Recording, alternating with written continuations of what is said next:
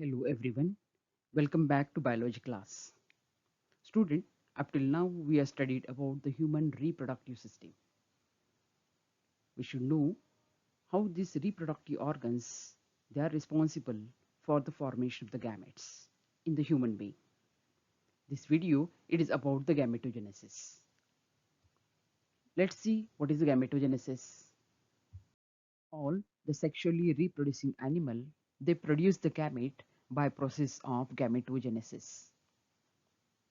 The gamete, it is a sexual reproductive cell. The gamete it is of two types. Sperm, which is produced in the male body, and the egg, which is produced in the female body. The process of formation of the sperm, it is called spermatogenesis, and the process of formation of the egg or the ovum, it is called oogenesis. Gametogenesis process, it is completed in the three phases. The first phase, it is a multiplication phase. Second, growth phase. And the third is the maturation phase. Student, in this video, we will discuss only on the spermatogenesis. In male, the spermatogenesis process, it starts in the testes when they reach to puberty. Puberty, it is a sexual maturity of the sex organ, which is usually from 10 to 16 years old. The sperms are produced in the large quantity. There are about 2000 millions per day just to increase the chances of fertilization. It takes about 70 days. In testes, the seminiferous tubules, it is a functional unit which is responsible for the formation of the sperm. The wall of the seminiferous tubule, it is lined by germinal epithelial cells, where actually the process of the spermatogenesis it is going on. Let us see how the different hormones they control the process of spermatogenesis in male. Look at the chart. Hypothalamus, it is a part of the brain. This is the region of the brain it is responsible to release the hormone or the chemical messenger, that is the GnRH, gonadotrophin releasing factor, or gonadotrophin releasing hormone. It is released from the hypothalamus and it reaches to the anterior pituitary gland, which is the endocrine gland. In presence of this hormone, anterior pituitary gland, it gets stimulated and it start releasing gonadotrophin. There are again the two types of the gonadotrophins, FSH and the LH. FSH, this is the hormone. It is the follicle stimulating hormone, and LH, it is a luteinizing hormone.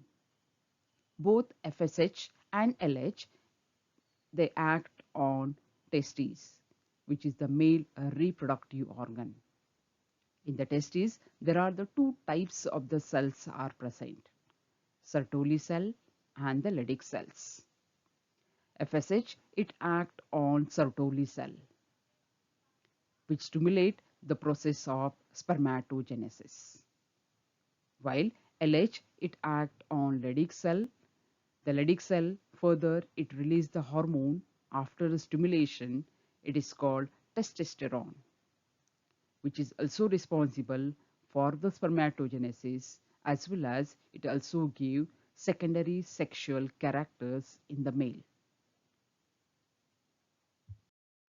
Let us focus on the process of spermatogenesis. The spermatogenesis process, it is completed in the three phases. The first phase, it is a multiplication phase.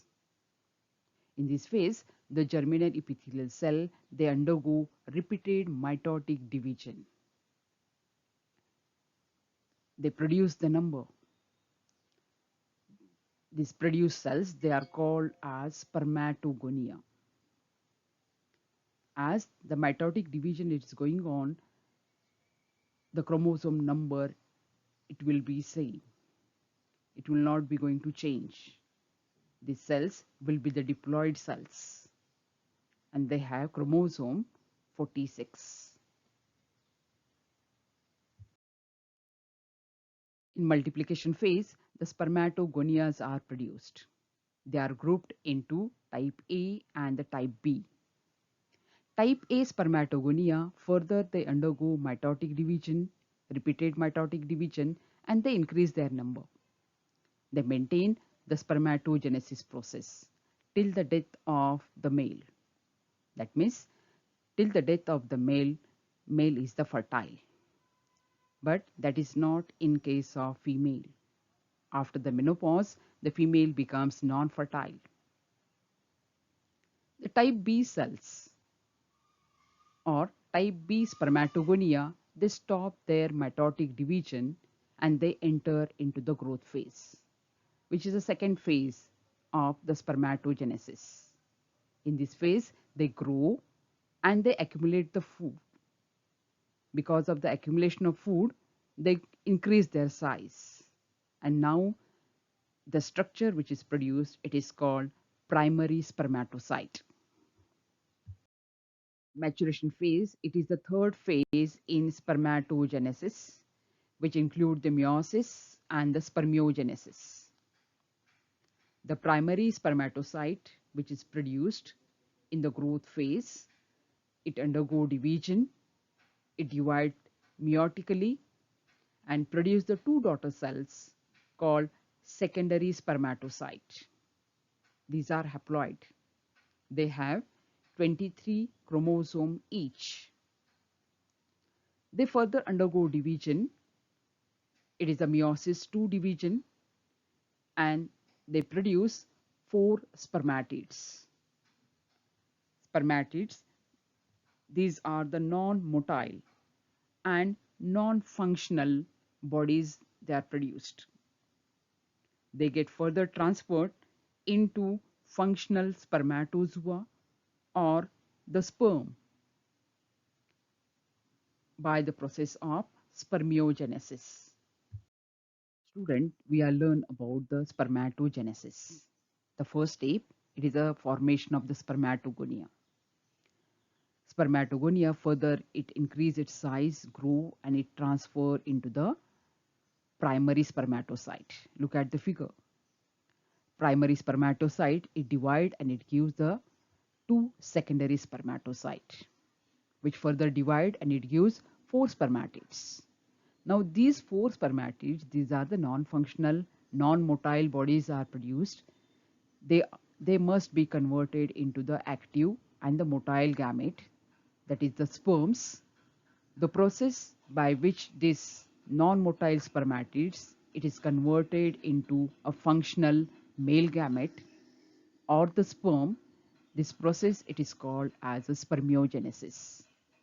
And this process, it is completed at Sertoli cells or the nerve cells, which is the second cell which is present in the seminiferous tubule, which is responsible to provide the nourishment for the development of the active sperm. Now let us move and we'll study what is this spermiogenesis. Spermiogenesis, it is the last step of the spermatogenesis process, in which the spermatid, they metamorphose into active sperm.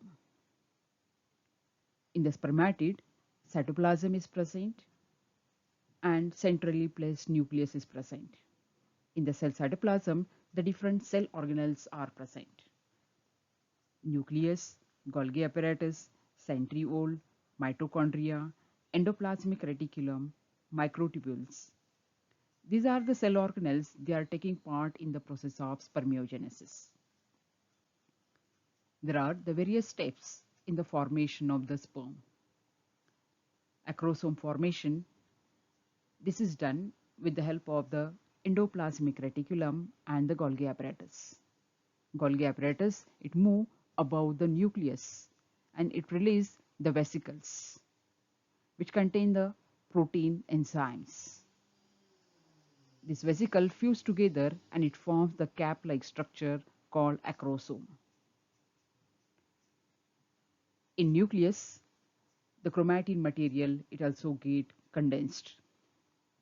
Centriole, these are the structure only it is present in the male gamete. There are two centrioles are present, proximal and the distal. The centriole get arranged below the nucleus. The proximal centriole it is present just below the nucleus, while the distal centriole it forms the flagella structure. It gives a microtubular structure which is running through the tail. It supports this tail structure of the sperm, which is an accessory organ which is formed in the sperm. The formation of the flagella or the tail, it helps in the movement of the sperm. The mitochondria present in the cell cytoplasm of the spermatid, they get arranged below the nucleus in the helical structure or in the twisted form structure. The extra cytoplasm get reduced or it is reabsorbed. So the sperm which is produced, which does not have the cytoplasm. It is the cell which is produced, it is free from the cytoplasm. The development of the sperm, it is taking place at Sertoli cells. Sertoli cell, they provide nourishment, and that's why the Sertoli cells, it is also called nurse cell. When this development of the sperm, it is complete, the sperms, they get released from the Sertoli cell. The process by which the sperms, they are released into the cavity of seminiferous tubule or into the lumen of seminiferous tubule, it is called spermiation. So the process of spermiation we can understand with the help of this animated picture. We can see here how the sperms they are released from this Sertoli cell into the lumen of the seminiferous tubule. Student, look at the figure. Now we'll study about structure of the human sperm. Human sperm has a two region, head and the tail. Head, it is upper part, which have nucleus, acrosome and the centriole structure. Nucleus, it is oval and it is large in size. Acrosome, it is a cap-like structure which is present just above the nucleus. This is the bag which contain proteolytic enzymes, which help to penetrate the sperm into the female gamete. Centriole, there are two in number, proximal and the distal. Proximal centriole, it is present at the base of the nucleus, while the distal centriole, it gives microfilamentous structure, which runs through the tail. It supports the tail structure. It forms the axis of the tail structure. The tail, it is a long and it is a tapering structure. The tail is having four regions: connecting piece, middle piece, principal piece, and end piece. Connecting piece, it is also called neck region, which connect the tail with the head region. Middle piece, it is just below the neck region. This is the region where the mitochondria, they arrange in the spiral manner. Mitochondria, they provide the energy for the movement of the sperm. Principal piece or the main piece, this is the region where axial filament is surrounded by outer dense fibers. End piece, this is the last part of the tail, as well as it is the last part of the sperm, in which axial filament, it is not covered by outer dense fibers. Entire sperm, it is covered by plasma membrane. This is what the structure of the human sperm. Let us study about the feedback mechanism and the hormonal interaction which is taking place in the spermatogenesis process. We studied the hypothalamus. It gives gonadotrophin releasing hormone which activate the anterior pituitary gland. Anterior pituitary gland further it activate to testes by the two gonadotrophin, that is FSH and the LH. FSH, they act on the Sertoli cell. LH, it act on the Leydig cell. Sertoli cell and the Leydig cell, they help in the process of spermatogenesis, where the sperms are produced. Leydig cell, they also play important role in the formation of testosterone, as well as the Sertoli cell also it produce inhibin. The excess spermatogenesis, it is controlled by inhibin and the level of testosterone. Inhibin and the testosterone, it gives the negative feedback to anterior pituitary gland. And that's why the FSH and the LH secretion, it is kept in the control. As well as the hypothalamus is also getting the negative feedback. And so hypothalamus also, it controls the secretion of gonadotrophin releasing hormone. Like this way, with the help of the feedback mechanism, the hormone secretion, it is controlled. FSH and the LH hormone secretion, it is kept in the control. Whenever required, the positive feedback is there. In the positive feedback, again here the gonadotrophin releasing hormone, it is released. Anterior pituitary gland, again they get activated. Then FSH and the LH, it is released, and the further the process of the spermatogenesis, it is continued. So this is what the negative and the positive feedback which is coming from the Sertoli cell and the Leydig cells. Hope you understood today's topic. Thank you for watching this video. Stay tuned for further updates.